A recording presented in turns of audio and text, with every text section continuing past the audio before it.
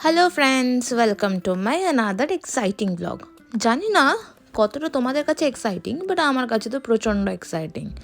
যেহেতু শুক্রবার, সেহেতু অনুজের আজ উইক অফ, তার মানেই সকাল থেকে প্রিপারেশন স্টার্ট। উঠেই আমাকে বললো যে চল তেরে কো আজ শেফ স্পেশাল চাইনিজ খিলাতে। হঠাৎ করে চাইনিজ শুনে আমি বললাম না কো বাবা, মেরে কো নেই চাইয়ে চাইনিজ। তারপরে বললো আরে না, it's Indo Chinese, not a Chinese. ও বাবা, ও এক বড় এক্সপিরিয়েন্স। এতদিন যেটাকে আমরা চাইনিজ বলে, স্পেশালি আমি চাইনিজ বলে এত সুন্দরভাবে খেতাম, এখানে আসার পরেই একবার চাইনিজ রেস্টুরেন্টে গেছিলাম। ও বাবা, কি বিশাল এক্সপিরিয়েন্স। লিটারালি দেখতে পাবে যেটা তোমার প্লেটে আছে ওই বস্তু কিছুক্ষণ আগে অ্যাকুয়ারিয়ামে ঘুরে বেড়াচ্ছে, আর সেই স্মেল, ও মাই গড। নমস্কার, এর থেকে আমাদের ইন্দো চাইনিজ অনেকই ভালো। যাই হোক, বলতে বলতে মোটামুটি চাউমিন রেডি।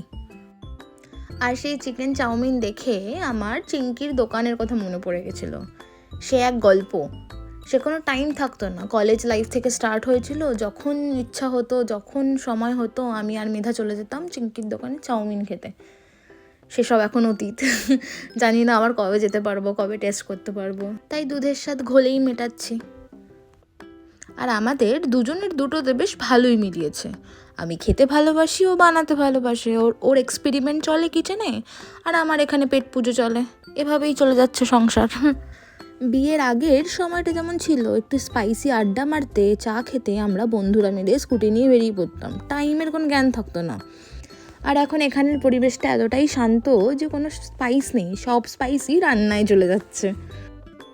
যাই হোক, সবাই মিলে আনন্দ করে খেয়ে সেদিনকে দিনটা শেষ করলাম। আবার লক্ষ্মী ছেলের মতো জিনিসপত্র গুছিয়ে রাখলো। আজ তাহলে আসি, আবার একটা নতুন ভিডিওতে দেখা হবে। সবাই ভালো থাকবেন, সুস্থ থাকবেন।